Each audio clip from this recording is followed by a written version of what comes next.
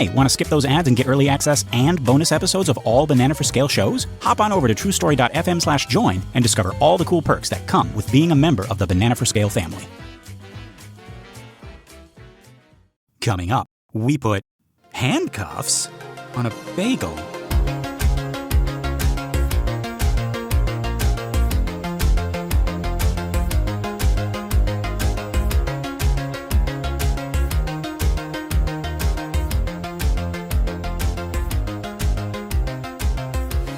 This bagel's going downtown.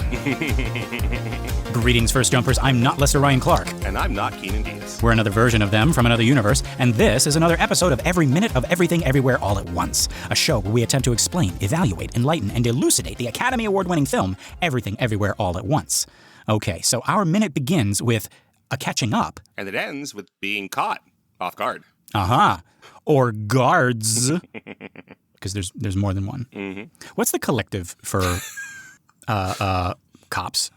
I don't know. Okay. A sounder. A sounder? Really? It's a collective of pigs. Do you remember? We had a drift of pigs, a sounder of wild boars. All right. Anyway, okay. So, folks, let's get to the top of this minute. You'll remember Evelyn is still in the Kung Fu universe, which we now know is also the Wong Kar-Wai universe. And she had just met that foxy Waymond, whom she had decided not to go with all those years ago. Now, at the top of those stairs, they begin to reconnect. Waymond goes first. He says, "This is silly. I saw your face on a billboard and I wondered if you remembered me." Evelyn smiles and says, "Of course." We close up on Waymond as she continues, "But you should be in America and very poor. How?" We cut to Waymond, who nods and says, "I guess I got lucky."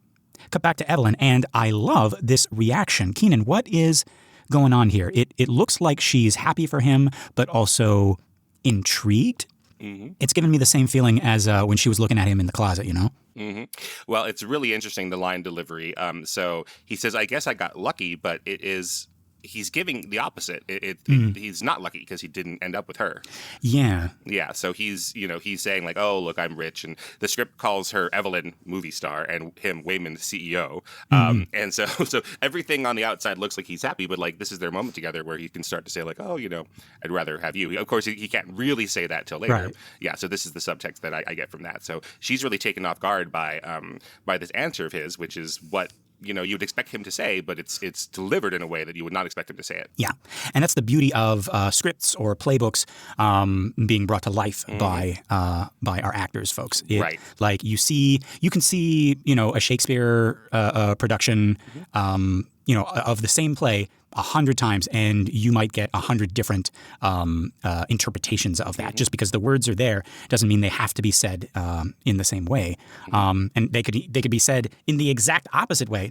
No, I'm really happy for you. Really. Congratulations.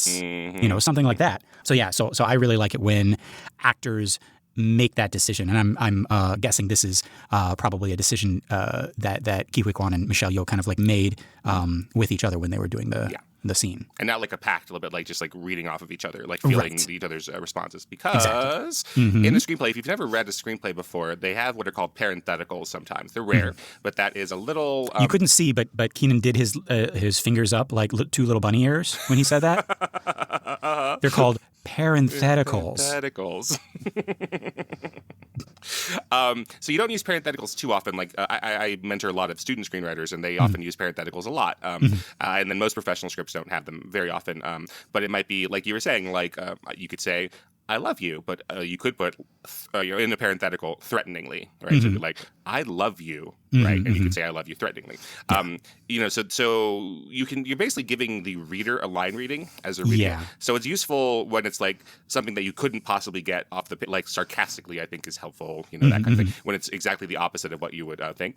Right. But as I was learning how to write screenplays, I read Jodie Foster say that when she's going through when I'm going through my script, I go through and I delete all of the parentheticals off of my script before I read them. I was like, "What? How could you possibly do that, Jodie Foster?" character as Clarice Starling. like these are so important. And so she says that, she reads the script herself, but then when she's getting ready to actually play them, she just takes a Sharpie or whatever and blacks out the parentheticals and doesn't allow the screenplay to tell her how to deliver any particular line.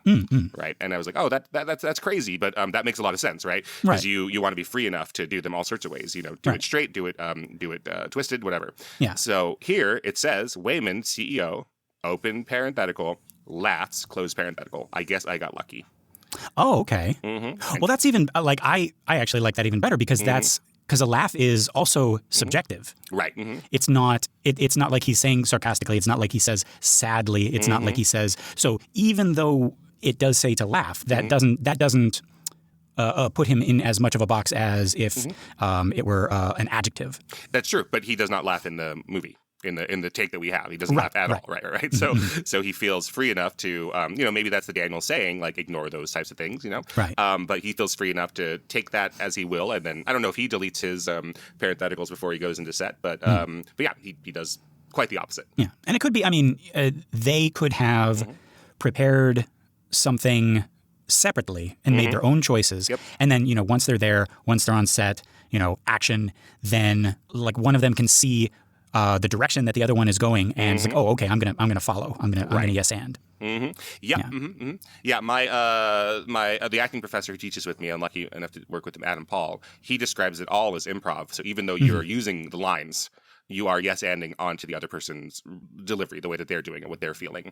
So even when you are literally not improvising at all, and you're saying exactly what's in the script and putting the punctuation where it is, that's what acting is improvisation. Yeah, it could have been like the script could say. It's like, oh, you're here early. And the other guy says, like, yeah, I got in this morning, right? And like two of them separately decide, it's like, okay, I'm gonna be really, really angry. It's like, oh, you're here early. But the other guy's like, oh, she's probably gonna be like really excited to see me. So it's like, yeah, I got here this morning, right? And then action is called, and whoever speaks first, the other actor has to be like, oh, okay, that's the way we're doing it. Okay. So the other one's just like, oh, you're here early. And it's like, yeah, I got here this morning. So yeah, because you're just responding to the other person, not your prep. Because that if you did, you'd look like a crazy person. Right. Yeah. No, we're doing it this way. You're happy.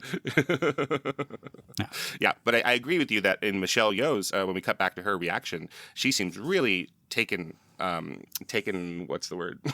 taken aback. Yeah, but not. Yeah, but not, I was trying to say in a positive way. Yeah. In a like. That's my Waymond type thing. Even though it's not her Waymond, it's like, oh, I knew, like you would do well. Like that's what I like about you. I knew that like things were going to go well for you. And I think also the thing that she's excited about here is yes, that he's done well, and oh, I'm proud of you, etc.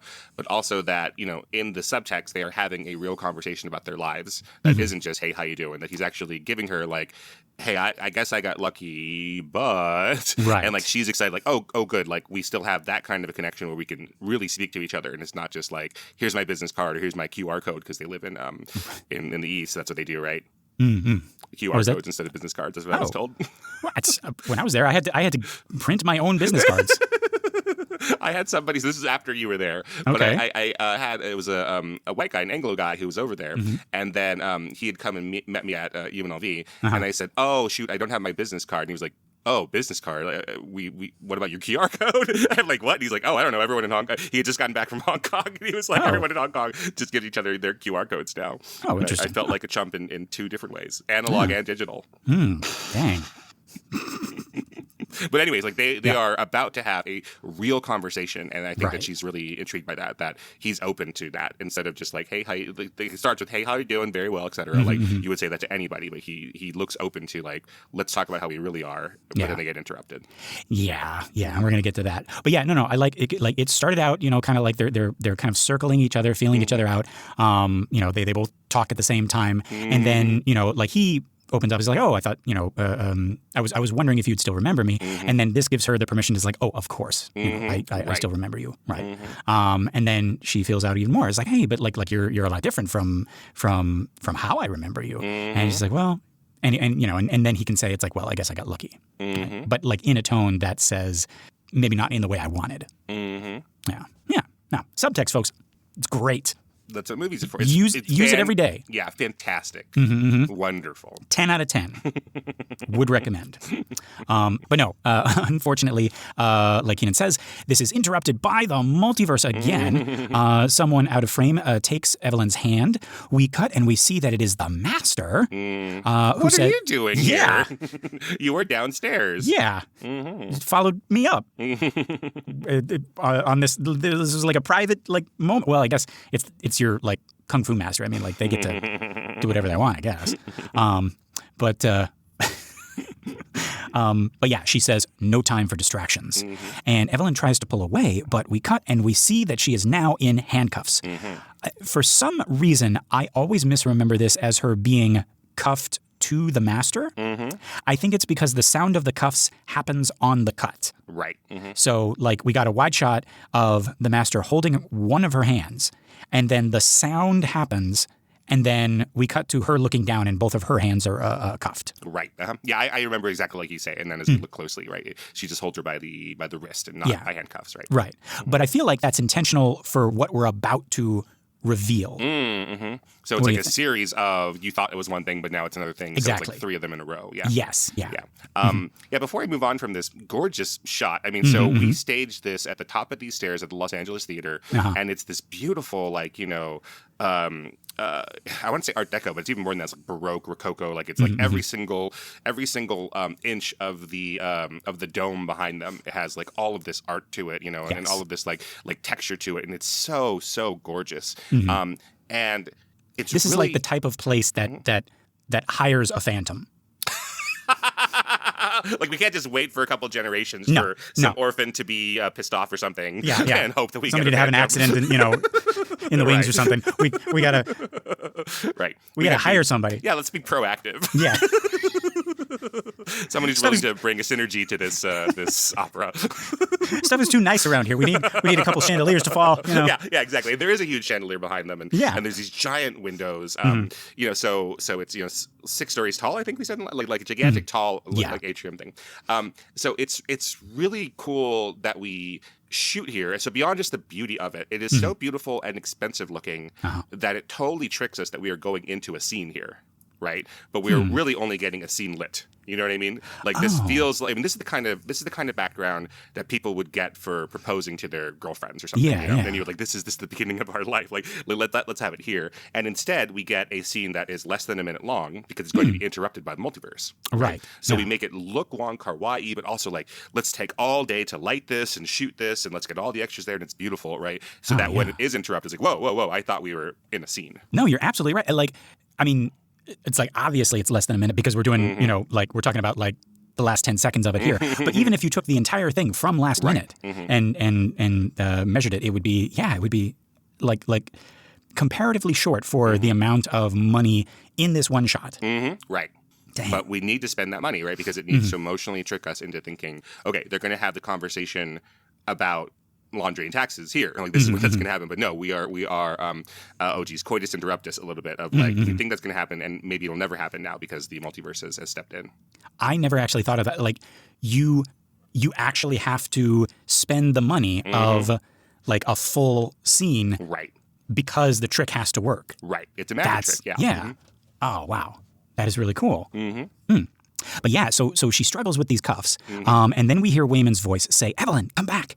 But it's not the Wayman in this scene. And I think the thing that tips us off is his voice sounds kind of like staticky.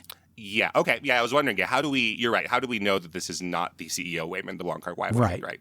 And also, I mean, like the Wong Kar-Wai Wayman is like standing right next to her. And, but also this voice spans another cut. It starts in the Wong Kar-Wai universe, and then finishes in our universe, where she sort of wakes up. I know it's not a dream, but like this whole sequence is shot like that, right? With the cuffs and everything. Because I think we both agree those cuffs weren't actually in the Wong Kar-Wai universe. Right. We see them in there, right? Because it's her with her gown looking down at them with the sequences and everything. Yes, and they're like over her sleeves. Right. But it's like this is the type of thing that they do in movies when someone is like waking up from a dream, right? The real world leaks in, right? Your high school crush on that boat in the lake suddenly starts sounding like your teacher asking you if you're paying attention, you know? Like that's very specifically a dream trope in movies. Yeah, But these aren't dreams, and I almost don't want to focus on this too much. It's a good gag that tells us that she's being distracted by the other world, but actually, it also makes me wonder, well, like if she is the one, right, like that Alpha Wayman is searching for, and she's eventually going to get like Jobu level powers, I almost wonder if the cuffs actually were there for a second, right, because of her ability or because of her inability to focus. You know, like this gag made specifically for dreams actually works here too because of what she can do. What do you think? Yeah, that's super interesting. Like I'm inclined to believe that it is like you're saying, they're not literally there, that it's just really good filmmaking that knows when it should break the rules, you know? Like because in movies we don't deal with like real world logic, we deal with dream logic, like you're saying, movie logic. So the Daniels know when they are allowed to push those things, but it's for our benefit. And like as we watch this the correct way, you know, all the way through, you know, not stopping and thinking about it, we don't go like, wait a minute. Like, so now you're saying that she can phase things from another universe into this one. It totally works, right? And it's what we need. But then, yeah, you're right. Like, also, it does have some logical sense to it, you know, if it really is the journey that we think it is. Right. So, I mean, it could go either way. Like, it could be a really good visual shorthand gag for her snapping out of it, you know, or her not being able to focus and her being distracted by the other world, right? And it's just like, oh, this is kind of like a visual metaphor of what's happening. Yes. You know, the cuffs. But since she can verse jump, it, you know, and we're going to see Jobu doing stuff pretty much like this, you know, a little bit later, turning people into confetti and whatnot, then the cuffs could also actually be there. Yeah, I'm trying to think of like a movie that does that well, where it breaks the logic to show that you're in a dream. Sometimes the comedies are the easiest ones to point out how the trope works, because you know, because they're using the trope for a laugh, and then we become aware of the trope. Where in dramas we just like, okay, we just accept it. But like the thing that's occurring to me now is when in Dumb and Dumber, when Lloyd is driving down the highway and Harry's falling asleep behind him, and he starts to think about this life that he will have with Lauren Holly's character, right? And they have this whole montage of them getting together, and then they kiss by the fire, and she opens her blouse up, and it's literal headlights that are pointing at him, and he's like, what? And then he wakes up and his car has veered off into the wrong side of the road, and there's a truck coming at them. And that's what you do when you're either dreaming or daydreaming. That's like a perfect visual like shorthand to say, it's like, hey, like, you know, the real world is seeping in. Right, it's seeping in. Yeah, exactly. But these are both the real world, so it could actually, like, what I'm saying is, if what's his name? The character? Lloyd Christmas? Yeah. If Lloyd was a verse jumper, those actually would be literal headlights. Or they could be. They could be, right? He'd have the power to. Yeah. He's like the one person you wouldn't want to grant Jobu type powers. No. Our academy is open to everybody. No, not would true. become the same place. The soup of the day would always be the soup du jour. Actually, I am thinking, God, it only takes a few seconds to think of multiple people I wish, or I would not wish verse powers on.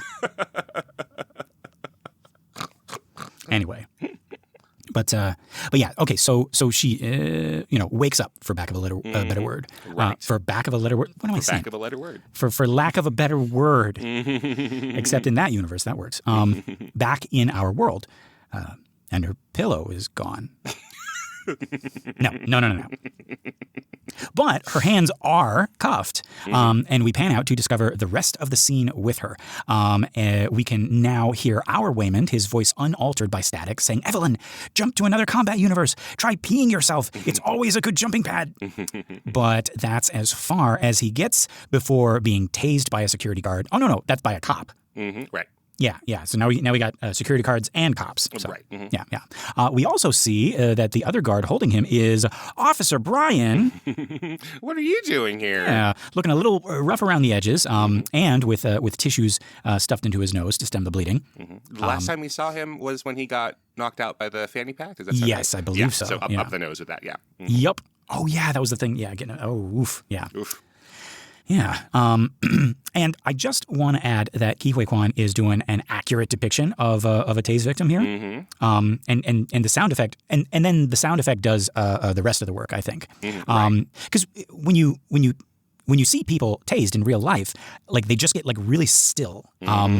And like rigid, like their muscles lock up. And it's actually a lot more disturbing. And I think the sound effect here is doing the rest of the work for us. This like cartoon sound effect, right? It's doing double duty because like this is our world. This is, the world where our story begins. So we want to depict like an accurate tasing. So Ke Huy Quan is doing it realistically, but also we don't want it to color the tone of this scene too much. So we add the cartoon zappy sound effect to let us know, ironically, that it's okay. Right. Does that make sense? Like if there was no sound, we'd be looking at Wayman like, oh God. Like, oh, like imagine, like just like watch the scene with no sound and just have him go, oh, and just like stiffen up. Yeah. So because he's doing it accurately. I think this is the same thing with like the blood on Evelyn's head versus the blood, like if she had come out with a bleeding nose. Right. We're less alarmed than the other one, even though the other one seems like less shocking. Yeah.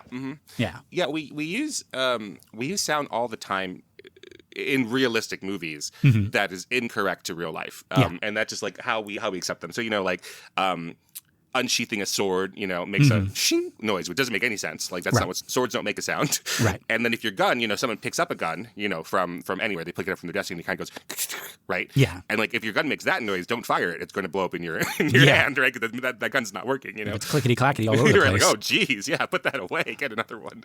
Yeah. But so the tasing one is one of those things where it's like, when we see someone across the room and they're brushing their teeth in a movie, we could hear the toothbrushing as if it's from the inside, as if we're in their head, even though we're like looking at them. So I don't know what happens when you get tased. It's never happened to me, but I wonder if it like just kind of makes us feel like, yeah, it should have a sound like tingly, right? Like we accept that, yeah. This is the thing that, because, you see it on the news, you see it, now, you're seeing it more than ever, like, people filming like all the terrible stuff that's going on, on TikTok with, cops tasing random people.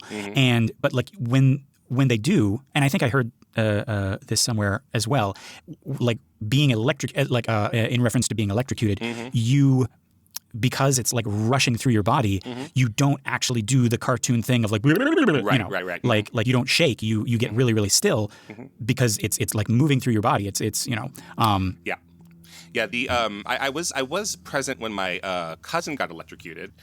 So he was vacuuming at his house, and their cord was all verklempt. Yeah. And it was so like you just don't think of these things as having actual electricity in them. And then he went to pull the cord out, and he just sort of froze. Yeah. And then I thought, he's a jokester and a prankster, so I thought he was joking. And then he kind of like snapped out of it. He's like, oh God, that was crazy. I couldn't like control myself for a second, And like, so I imagine with being tased, it's even bigger than that. But, right. But then one thing I have heard about the way the electricity goes through your body. So, right. You don't shake through as if your arms become like live cables. Right. That's kind of what we do when we're doing cartoony stuff. Yeah. It's almost like you're pinned from the inside. Yeah, that makes perfect sense. Like you just can't control your muscles because all of your thoughts and all of your movements are just electricity. So electricity is basically being hijacked. Your electricity in your body is being hijacked by this outer electricity.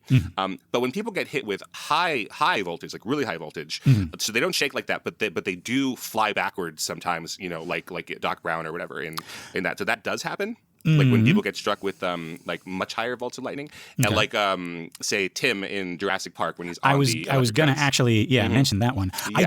I did hear that like that's less the electricity and more like your body's response to being like, oh fuck. And then, exactly. So it's not the electricity doing that; it's your body suddenly like having its own response to like get away from this thing. And so it's not the electricity zapping you like Emperor Palpatine; it's your body like jumping higher than you've ever jumped with this. This all response. the adrenaline and all the Yeah. So that's what I understand. Yeah, it's never happened to me. Yeah. I've never been shocked by an electric fence that with Tyrannosaurus Rexes on the other side. Neither of us are electricians, folks, or electrical engineers, or have been tased. So please don't take our word for it. I did grab an electric fence when I was very, very young. No, did you? Yes, because my former best friend told me to. We were over at another kid's house, and it's like, hey, I have this cool fence in the backyard. Do you want to see it? And so we all went in the back, and we were looking at this fence. It's like, Lester, like, how strong are you? I bet you could like rip that fence, like the wire off. And so it was like, grab it, and I did. And yeah, that happened. I was like, nah. Relatively recently, our friend she had a like a lady taser, like a rape protection kit sort of thing, right? And so she was showing it to people and like, look, I really like this. It makes me feel safe when I'm walking in the car. And then all of us, not me because I don't have that same kind of impulse to be like, let me tase myself. But all of our buddies, our dude friends were like, let me see that, and like tasing themselves. Oh, that hurts, And another friend came over and this one lady was like, hey, look, I got this little taser thing. And she's like, oh, yeah, I have mine too. I don't show it to my guy friends because they all want to just tase themselves.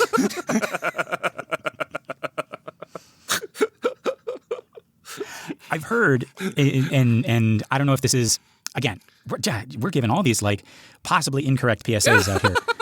Just don't shock yourself with electricity on purpose. Well, no. No, as far as like if you do encounter someone, and you got to tase them, a lot of the ones they sell like that, it's like regular folks can get, aren't like strong enough to do a whole lot. Right. So what you want to do is you want to kind of like play your hand a little bit first and show them, like have it start off going, before it touches them, because then mentally they will be like, oh fuck, and then they'll like their brain will make it seem like it hurts more than it does. Right. Yeah. Versus like if you just like, I don't know, like while their back was turned, you just like jam it into their shoulder and do it. They'll feel something, but they might not even know what it is. Right. Yeah. I've heard from a gun safety advocate that, okay, maybe you do want to have a gun in your house for people breaking in, et cetera. But chances are, the statistics are that you would more likely hurt yourself either intentionally or by accident with the gun. So they were saying all you really need is a shotgun with no shells. So if someone is trying to break into your door, you just have the unmistakable, hey, and people will just run. Yeah. So so that's not foolproof, but like but his point of view is that's safer than actually having a gun in the house. Yeah. Yeah. Just that noise. Yeah. Yeah. Again, folks, don't take any of our advice. Please, make sound decisions and and check with experts. We are not experts, really, on anything. On anything. No. Not even this movie. No. Obviously. But yeah. Yeah, okay, so talking about the taser. Okay. But yeah, we cut back to the Alphaverse again, and Alpha Waymond in the chair is feeling the last of that shock, right? He's covered in sweat. He starts slapping himself, saying, come on, wake up.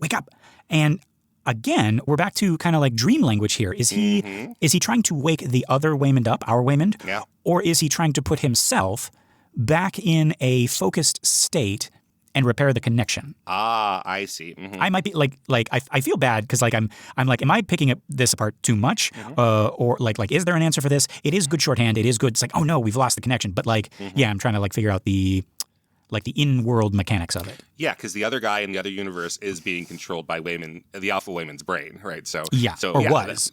So it makes sense. It's like, hey, if I physically interacting with myself, it might not be to, as I read it, right, physically interact with the other guy, like wake up, but but like, hey, something in my like get my adrenaline going or get my my neural pathways buzzing again, so I can break through this blockage. That's interesting. Yeah, but I do read it as the first. It's like maybe it's not literally going to help, right? Maybe this is like blowing into an NES cartridge or something, and he just or like moving your NES controller, like when you got to jump really high and then you raise it up in the air. Right, exactly. Oh, exactly. Yeah. That maybe that doesn't actually help, but it feels to this guy in the controller seat that's going to help. Yeah.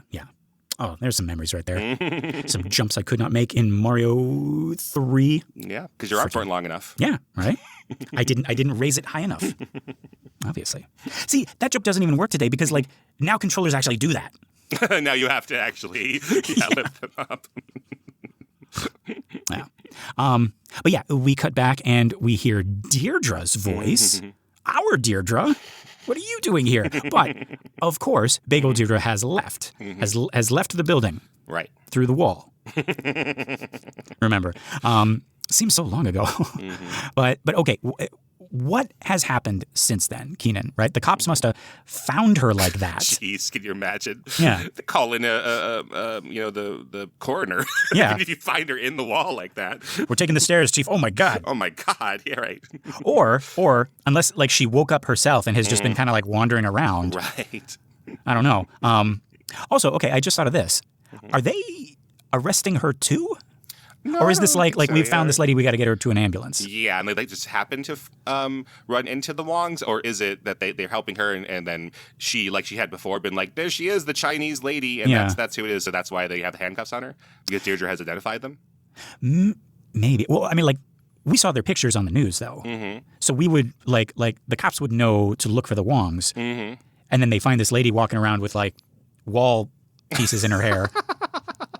Do that thing after you get back from the pool and like twisting your head over and wall is coming out. Yeah. Yeah, well, that's really interesting. So where has she been? I could also see Deirdre being like, so Deirdre was punched in the face. That really happened. And punched really hard. And she does have some things stapled into her head. Yes. But I could also see her being pretty okay. And then once the cops come, like, do this hunched over thing where she has to reach out to the wall. Literally like, oh, you know? I'm on the 10th floor. Right, exactly. Like, yeah, it really happened, but kind of malingering a little bit and being like, playing. Oh my God, I never even thought of that. You're right. Like she was like trying to find her doorway, and then the police come like, oh, officers, I'm so glad you're here. Like for our Deirdre, like this is the day she's been waiting for. It's like, this is why she drank all the protein shakes. It's like, I'm going to find the Wongs myself. Right, exactly. But then the cops show up and it's like, oh. Oh, they're the Wangs. I mispronounced it. Right, yes. I know they're the fucking Wongs. She knows the whole time. The whole time. I want to point out in the 2017 version of the script with for Jackie Chan, with Desmond, Desmond is, it all happens in the same hallway, so they don't move about very much. So Desmond is there when Jobu shows up, and he's been passed out, and then he kind of wakes up, and Jackie immediately grabs a flower pot to cartoon put him out again. And Winona's like, no, he's not the bad one anymore, he's the okay one. Which is really funny, but I think that, again, maybe when you switch the genders, like we want to believe that like we're in a world in 2025 when just switch the genders and everything's the same. But I think that joke does not work the same way. No. If it's regular Deirdre waking up and then Evelyn about to smack her over the head back into oblivion. Yeah. So one thing that's happened since we started recording, and I asked Lester if we should talk about this on the show, is so this is the first time we've seen Jamie Lee Curtis since she went viral on the internet recently. Oh, yeah. Should we talk about that a little bit? As you were saying that, I was like, wait, what is he talking? Oh. And I remembered. So here's what I'll say. Yeah. I'll try to say it in as nice a way as possible. So we can talk about it. Like everybody else is talking about it. So the podcast doesn't talk about it. We got to talk about it. Okay, good. So she goes on. She makes a social video to promote Freakier Friday, the sequel to Freaky Friday, and she wears one of the costumes that she does apparently in the movie because I haven't seen the film yet, and it shows a lot of cleavage and. People are online are really freaking out because they're like, whoa, where did this come from? They have never noticed how well endowed Jamie Lee Curtis is before. And then there's all this debate about like, well, then clearly you weren't watching the True Lies VHS until it broke. Or clearly you weren't watching the Trading Places VHS till it broke. Like, but like Jamie Lee Curtis now, I think. Wait, I'm sorry, what was that movie? Hang on, Trading Places. I've never seen that one. You really haven't? No. All right, we'll set it up for our bonus episode. Is it, Trading Places? Isn't that what happens in Freaky Friday? Like, is that, maybe that's why I've never seen it, because I was like, oh, I've seen that one. That's all this woman does her whole career, is trade places. It just jumps into other bodies. I get it, yeah. Yeah, if you haven't seen Trading Places, we should definitely do that, because that's the final Halloween, is Michael Myers takes off the mask. And it's her. Oh my God, that would be great. That would be, actually. No, but she's nude in Trading Places, and that's the Eddie Murphy, Dan Aykroyd movie where Dan Aykroyd is the rich muckety-muck stock trader, and then the rich people who own him basically have a bet that they could switch him with Eddie Murphy, who lives on the street, and that they could turn him into a rich muckety-muck. Yeah, it's very funny. So she's not the one trading places. No. Okay. Kinda. Okay. All right. I guess I got to see this. Yeah, but anyway, so she's nude in that, and so people have, so people like you just too young, you don't know that Jamie Lee Curtis is very sexy. So I think it points out now she is like a grandmotherly figure, yeah. So this current generation only knows her from stuff like this. Yeah, and like it occurs to me also, like, you know, Helen Mirren is now like the queen, and she's like, we think of her as being really sophisticated, but in the early parts of her career, she was very frequently denigrated and made fun of because of how big her breasts were. And like, there's really embarrassing interviews where people are where a guy is like, I forget his name because screw him, but he's like, can you ever be taken seriously as an actor when you have such large breasts? And she, you know, back then even is like, how dare you? What are you talking about? Yeah. And like if you can't focus on my performance because you're staring at my body, that's on you, not me, you know, whatever it is. But yeah, but now like Helen Mirren is like, people don't think of her in that way, right? So that was my question to you. Like, is Jamie Lee Curtis the first GILF movie star? Oh, okay. So we're talking about like historically the first. Yeah, we might have seen the creation of it. Like, definitely not the first MILF movie star, but like hot grandma. Interesting. Yeah, as a movie star. So we might be seeing it board now where people are like, wow, I didn't know I had these feelings about Jamie Lee Curtis because I'm 17 or 18 and like, whoa, I don't know what's going on. I mean, I almost don't want to like by 2025, there's got to be... There's got to be somebody else, right? Yeah. And maybe Helen Mirren, now that we mentioned that, because people... But I don't want to like steal Jamie Lee Curtis's thunder either. Right. So let's maybe the first American GILF movie star. Folks, if you know, if like we're missing somebody, if you know, I would love to hear. Send an email, bananaforscalemail@gmail.com with pictures. No. No, I would love to know, because I think that clearly like the slightly older woman in her 50s or, you know, whatever, that's been around for a while. But yeah, one in their 60s or 70s. Maybe Jamie Lee Curtis is breaking some ground. Yeah, interesting. Oh, there we go. Coming in there like a wrecking ball. Like two wrecking balls. Two wrecking balls. No, I mean, it's like how did people not know? Like, even as Deirdre, you can see her Beaubeirdres. Yeah, they do have a lot of shots about her body, right? Yeah, but she is playing up like she's unattractive, like she's, you know, right. Which when she's very attractive in real life. Yes. As is everybody, folks. Yeah. Everyone's so attractive. We finished that, and I'm like, I have to. Sure. Anyway. Anyways, yeah, this is the first time we've seen her since she blew up. So yeah, blew up. Stop it. Okay. You know, like the rest of this movie, the rest of the show, we're gonna have to be like tiptoeing around that. I don't see why. I mean, she I don't talks see why about either. In her interviews how she was excited. We talked about this already on the show, but how she was excited to really show off her body and like what it is when she's in her 60s, and, you know, and how she didn't want to, and as she said, didn't need to use a fat suit and all of that stuff. So. Yeah. But yeah, you can listen to our whole bonus episode on True Lies and get our history with that a series of scenes, but there's one particularly very sexy scene with Jamie Lee Curtis that if you haven't seen, you should take a look at. Yeah. If you haven't seen, what are you doing? Anyway. It is one of the sexiest things in like a mainstream Hollywood movie. Like, it's like a cultural, like, I almost said staple, but kind of like a landmark for people of my generation. I think. Yeah, I think so. But yeah, okay, so we hear her voice, and we immediately know it's our Deirdre, right? She's saying, "What did you do to me? Did you staple something to my forehead?" As chunks of drywall fall from her hair. At first, I thought, like, I was watching this, like, very, very closely, and I thought when she took it off of her head, you saw the staple like shoot out, but I looked again, it was just like another piece of the wall. Yeah, falling out of her hair, yeah. Right. Out of her hair, she's lucky. Yeah. Right? She's lucky it's not coming out of her eyes. Yes. Right. I also appreciate the fact that she doesn't recognize the receipt, because why would she, right? Right? It's important to us, and you know, in the movie, but like she doesn't say, "Did you staple one of your receipts to my forehead?" Like, as a symbolic thing, is that it? It's the one I drew the big circle with on. Right, but she has other problems than the Wong's audit right now. Yeah, she's not like on the same page about like symbolism of the movie or anything. Yeah. And I like Evelyn's response. I didn't do anything. You did it yourself, right? I think by now she knows it wasn't this Deirdre, or does she? Like. That this is different from the Deirdre who attacked her. Right. Yes, I think so. Yeah. Okay. Yeah. In any case, like you know, like I actually like the idea that she's still learning. Like maybe she can verse jump, but she can't tell when other people have jumped or not. Like they're finished or not. Right. Right. Mm-hmm. Yeah. Yeah.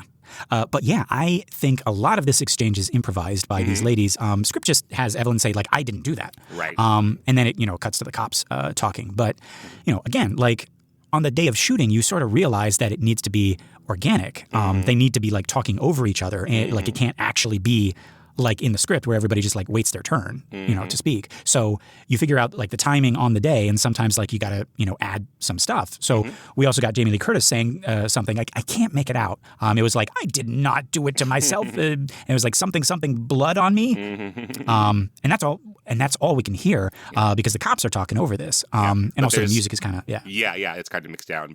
But also her line in the script is, what did you do to me? And then so it's not the longer and then more descriptive version, which is just funnier by its nature. Did you staple something to my forehead, right? Yeah. Like the Daniels have written it and it's visual, and that first time we see it, it's scary, right? It's like, oh my god. And now in this time to like have this breathing room where we're reflecting what we've seen, like we can recognize the weirdness of it by just saying what actually happened, because no one has put that to words yet. Oh, I like that. You stapled this to my forehead. We're so in. This movie does. No, you're right. Like this movie does such a good job of making silly things seem like feel serious to us. Like we're gonna see Evelyn, do some jumping like a little bit later on, and she's gonna do these weird things, and we're like, oh, good, she found a thing to do. But like being able to like kind of call it back and almost like fourth wall break and say like, this is actually really weird. Yeah, this is actually really strange. And and then, the more specific, the better. That reminds me a little bit of Jenna Fisher's line. I can't remember if she improvised it or not, but where Michael Scott on The Office, Steve Carell, is trying to like shoot baskets at her desk or something, and a wadded up piece of paper hits her in the forehead. And she takes a moment and she says, please don't throw garbage at me. With all of the intention of like someone who never realized that they would grow up and like have to ask their boss to please don't throw garbage at me. So yes, please do not staple receipts to my forehead. Yeah. Simple as that. That's all I ask, Mrs. Wang. Right. Yeah. But yeah, like I said, we can't actually hear this clearly because we got the cops talking. We got one officer saying, so we have movement on the elevator. Did we call for backup? That's the one holding Deirdre. And then we move in on our main cop. This is Anthony Molinari. We'll call him Officer Anthony. Great. All right, that's the actor's name. And he speaks into his little walkie-talkie. He says, we detained the assailants. No backup was requested. You guys are wasting a trip up. Copy. Right. Now, as he's speaking, we are moving in on Wayman's unconscious face. And suddenly we cut back to the van. And Wayman gets up from his chair to look at Audrey's monitor. Both Audrey and Peter seem confused and then scared as they realize what is going on. Wayman says, oh no. And we cut to the monitor. We get what looks like the digital thermal readout of a torso. We can see like the lungs. Yeah, is that Waymond, I guess? No, because so it's a picture in picture in the corner, and like on top, the name of it is Evelyn's vitals. Oh, okay, I see. But we haven't seen that picture before. No, of the torso, right? Yeah. Okay. With a bunch of like little waves and stuff, right? So I guess maybe that's like Audrey's job of like monitoring the jumper's like vitals maybe, right? But now the screen is glitching. It's like turning into code. I looked, but there's no Pennywise this time. Yeah, but we do hear Wayman say, "Oh no, she found us." And yeah, what a great like little extra thing to have here, right? That Jobu's arrival would make their equipment glitch, right? That's another great villain trope, right? Their very presence messes with the environment in some way, right? Also a great way to like announce their arrival before they actually show up, right? Because we imagine like she's not actively doing this, right? This is just like the overflow of her power, right? Yeah, because if she could do that, she would have already, right? Right, like to the van and messed them up. But it's something about her being close enough to Evelyn and Wayman in our universe, or this. Well, it's not really our universe anymore, I guess, but it's this, action universe. Yeah. Yeah, and I imagine like it's messing up their equipment. But then it's also like it also just messes up reality in general. Right. Right. Like just things like we saw when she was kind of like running her fingernails along the cubicle. It just kind of like glitches. The potted plant becomes like a calendar or something like that. Right. Yeah. Yeah. So everything's getting all messed up here. Yeah. So it is a really cool sequence. So the camera starts to go towards Officer Anthony and then pick up on the elevator. But the actual movement is slower than we might think. And what starts to tip us off is the music, which starts to coming. Yeah. So it's really great. So even as he starts to ask these questions, we already know that something's going on. Maybe that we don't know specifically that it's Jobu in there or what have you, but we start to go, uh-oh, something bad. It's not actually other police officers in there. Yeah. Something bad is coming. Yeah. This is the equivalent of, like, going back to Jurassic Park again, right? The cup of water just kind of boom, boom, you know. Yeah. And you just see it, and that's, again, like great way, very, like, nice, cheap, but, like, very effective way to announce that, like, something scary has arrived. Right. Has anyone someone must have done a Jurassic Park minute, I'm sure. Oh, I think there is one. Yeah. Damn it. I'm sure they're great, but fuck them. Because I don't know if I said it on this show, but like I love the Jurassic Park book. It's one of the most important books in my life. Oh, that would have been one of the the way I read the book for The Exorcist. Yeah. All right. Well, you know.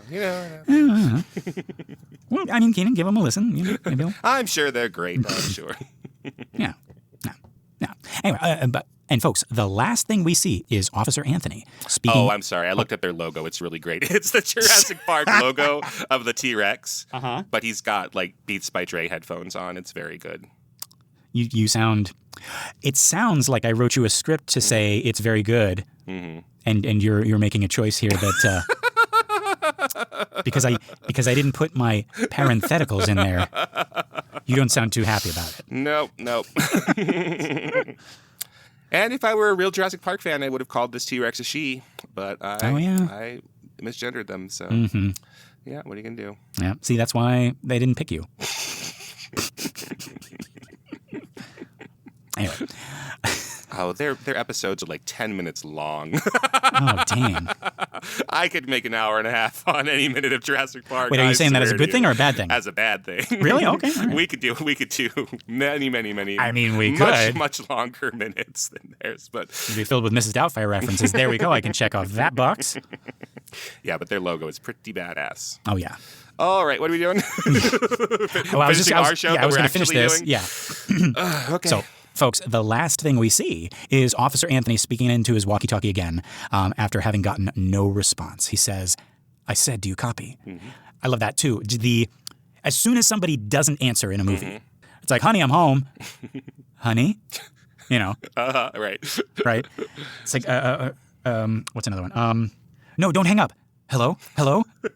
Right. Whenever there is no, it's like, you know, guys, I think the werewolf is here. Guys? And he turns around, there's nobody there. Yeah. Or it's like you want to steal One-Eyed Willie's treasure? You're going to have to go through all of us. Right, guys? Guys? Yeah. Yeah, whenever somebody doesn't answer in a movie, that's bad. It's pretty bad. Yep. Like when Ellie Sattler gets to the to the communications hut, yes. You know, and John Arnold is supposed to be there. Has the Mrs. Doubtfire well dried up? We have to use the other 1993 movie. And Ellie Sattler has to look for John Arnold, but John Arnold's not there. And then she, you know, she's on the walkie with Mr. Hammond and everything. And then the Velociraptor comes and chases her away. And then she locks the Velociraptor away, and she backs into a couple of coils. And it's John Arnold's hand. Oh, Mr. Arnold. Mr. Arnold?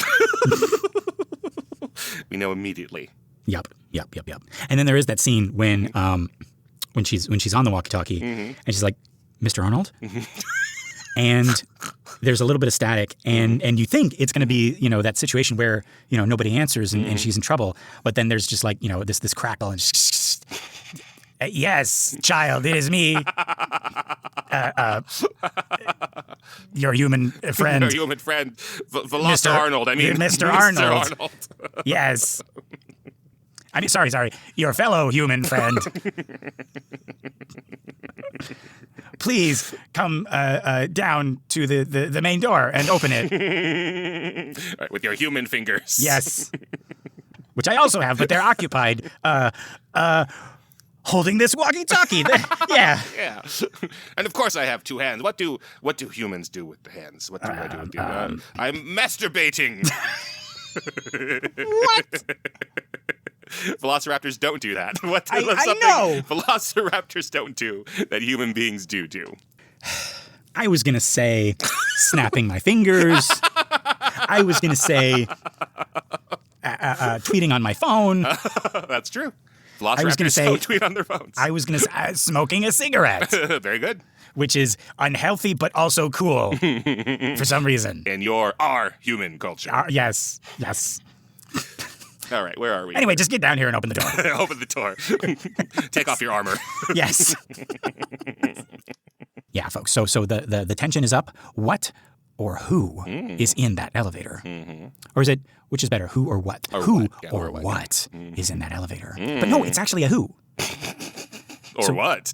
Yeah, whatever. Exactly. We'll have to wait until next week to find out. For now, that is all of my notes. What did we think of this minute, Keenan? It just zips along. I mean, it's doing so much. It just really, really moves. Yeah, I was surprised by it. And again, I was surprised by a lot of the reversals again. Like, oh, we're heading into this scene. Nope, we're not. We're constantly being interrupted. Yeah. No, some of these are shorter than I anticipate, like given like what actually like happens in them, and some of them are longer when it's just like close-ups on the two of them talking or something. You know? Right. So, yeah, you never know. And then you also got the factor of us, two chuckleheads, just going off on tangents and stuff. That's right. Yeah.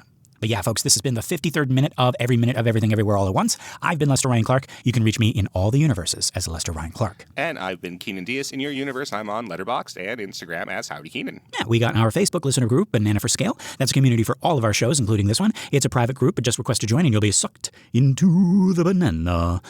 If you want more, consider joining us at truestory.fm/join and look for Banana for Scale. That's us. You get bonus episodes of all of our shows, access to our Discord, and you get your episodes a week early and ad-free. Pretty cool. Just $5 if you're not sure about that yet. One thing you can do that's absolutely free but would really help us out would be to give us a 5-star rating on iTunes or Spotify or wherever you listen to our podcast. That and sharing the show by word of mouth or on social media is going to help our little podcast grow and find more cool people like you. All right. Okay. Time to jump. Let's see. You know what I'm going to do? I really want an autograph from Michelle Yeoh. So wherever they're taking her, I'm going too. So I'm going to grab one of these cops' cuffs. Yes. And I'm going to cuff myself to one of the cops. And we're there. You got to take us both in now. Yeah, that's really good. And then while we're in the slammer or the clink or the pokey, the pokey or the big house or the hole. Yeah. Yep. Then the jail. Then hopefully, we're in the same cell and I can be like, hey, can I get an autograph? Yeah, that's good. Yeah. Well, I am going to take this receipt that Deirdre does not understand the significance of, and I'm going to explain it to her way past when she is no longer interested. And you know what? Yeah, that might take us playing our podcast to explain all the significance of it. So. Oh my God, is that like the snake eating its own are we going to introduce every minute of Everything Everywhere All at Once into the universe of Everything Everywhere All at Once? Yeah, I guess so. I guess we are. Like one of the cops is going to be like listening on his on his phone or whatever. Right. I'd be like, what the hell is this? Mrs. Doubtfiere. Damn near killed her. Stop, we're trying to get out of here. I didn't know that was such an easy button to push. That's so funny. That's so funny. And then I try to tell that joke to other people. They just stare. Anyway. All right. So we got our stuff. Keenan, are you thinking what I'm thinking? That our listeners could go to other Movies by Minute podcasts and get shorter episodes. But with us, I guess they just got lucky. I can hear the parentheticals. Okay. And with that, folks, 1, 2, 3.